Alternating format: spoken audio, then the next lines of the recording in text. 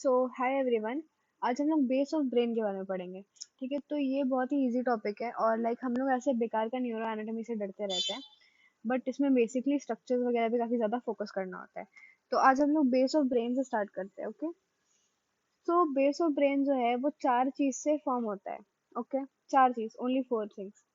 First of all, change the colour. Okay, तो सबसे पहला लोब जो हमें यहाँ पे दिखाई दे रहा है that is the frontal lobe. Okay, जिस ये पूरा ब्रेन का इंफीरियर सरफेस है।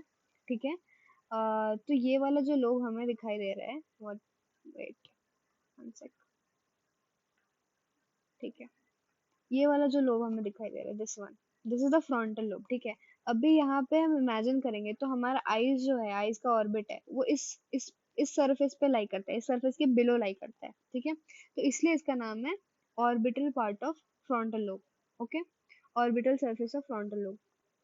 ठीक है, सेकेंड थिंग, ये वाला lobe, this is temporal lobe. ठीक है, और ये वाला जो पार्ट है उसको बोलते हैं tentorial part, tentorial surface of temporal lobe. Okay, tentorial surface of temporal lobe. ठीक है, तो दो तो हमें ऐसे ही मिल गए। उसके बाद थर्ड चीज जो फॉर्म कर रहा होता है, वो होता है बेसिकली इंटरपेडिकुलर फोसा, दिस वन। यहाँ पे हमारा सर्कल ऑफ विलिस भी होता है। हमने याद है लास्ट वीडियो में पढ़ा था कि यहाँ से ऐसे आर्टरी आते हैं एंड इसके बाद इस टाइप से करके कुछ स्ट्रक्चर बनाते हैं अराउंड दिस इंटरपेडिकुलर फोसा। ठीक है, सो ये मेन थिंग है। ठीक है, और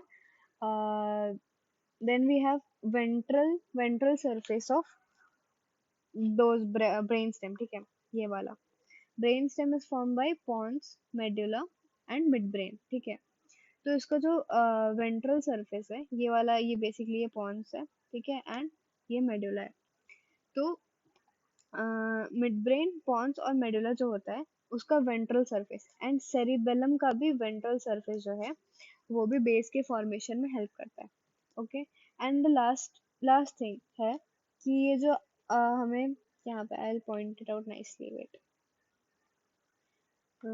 दिस वन, या ये जो नर्व्स निकल रहे हैं यहाँ से, क्रेनियल नर्व्स, तो इसकी जो superficial attachment of cranial nerves है, ये भी उसके ब्रेन के बेस से ही निकल रहा होता है। ठीक है, तो बेसिकली यही सारे चीज है जो हमारा बेस ऑफ द ब्रेन को फॉर्म करते हैं। ठीक है, तो बहुत ही इजी है ये।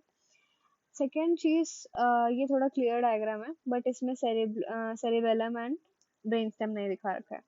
ठीक है, सेकेंड चीज हम लोग बात करते हैं इंटरपेडिकुलर फोसा के बारे में।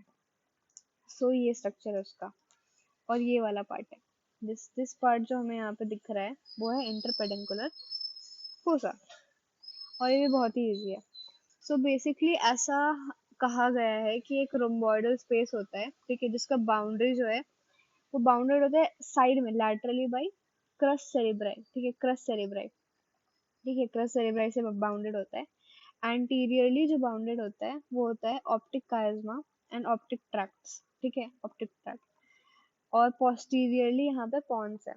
ठीक है, पोस्टीरियरली पॉन्स है। तो हमारे पास दो लैटरल साइड आ गए। ठीक है, ये ऐसे करके एंटीरियर पार्ट आ गया। ठीक है, एंड नीचे पोस्टीरियर पार्ट आ गया। ठीक है, सो ये हमारा बाउंड्री बनाता है इंटरपेडिकुलर फोसा के बारे में। Now we can talk about it contents, इसमें भी डिस्कस कर लेते हैं। ये हमारा नेटर से लिया गया फिगर। ठीक है, सो बेसिकली ये पॉन्स को काट दिया गया है। सो पॉन्स इसको पोस्टीरियरली फॉर्म करा था, anteriorly we had this optic chiasma and optic tract, and side में यहाँ पे क्रस सेरेब्राई भी है। Okay, crus cerebri. ठीक है, cerebral peduncle and cerebellar peduncle, ये सब के बारे में हम मे बी नेक्स्ट वीडियो में बात करेंगे। ठीक है, okay, so let's talk about its contents of interpedicular fossa. So इसका कंटेंट्स याद करना भी बहुत ही आसान है। मेन मेन चीज जो यहाँ से पास हो रहा होता है वो सर्कल ऑफ विलिस होता है। ठीक है, बट उसके अलावा हम लोग बात करें तो हमें एक दो एलिवेशन दिखाई देते हैं। ठीक है, दो एलिवेशन दिखाई देते हैं उसके अंदर। ठीक है, वो होते हैं मैमिलरी बॉडीज। उसके एंटीरियर में ग्रे मैटर का एक एलिवेशन होता है जिसको हम लोग बोलते हैं ट्यूबर साइनेरियम। ठीक है, ट्यूबर साइनेरियम। ठीक है, उसके बाद हम लोग के पास एक पोस्टीरियर परफोरेटेड सब्सटेंस होता है जो कि क्रस्ट सेरेब्राई का, क्रस्ट सेरेब्राई ने ये एक एंगल फॉर्म करा है ना, उसके पास में हम लोग को एक परफोरेटेड एरिया दिखाई देता है, उसको हम लोग बोलते हैं पोस्टीरियर परफोरेटेड सब्सटेंस। यहाँ से बेसिकली जैसे सर्कल ऑफ विलिस है, ठीक है, तो वो यहाँ पे पोस्टीरियर सेरेब्रल आर्टरी में ऐसे डिवाइड होता है।